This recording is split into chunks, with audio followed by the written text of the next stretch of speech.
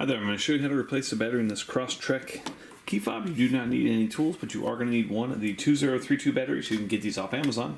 I've put a link below in the description that will take you straight there.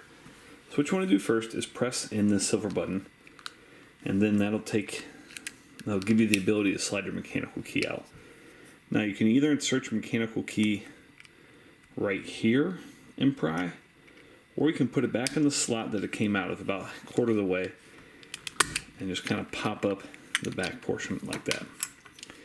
Now there's your circuit board. You can either leave it in there or just pick it up just a bit so you can gain access to popping out that 2032 battery.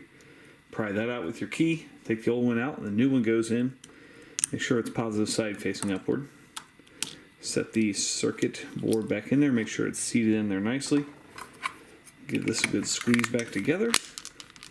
And just insert your key right here and go ahead and press that lock button. Make sure your red button's working. Hope that was helpful. Make sure you hit that thumbs up button.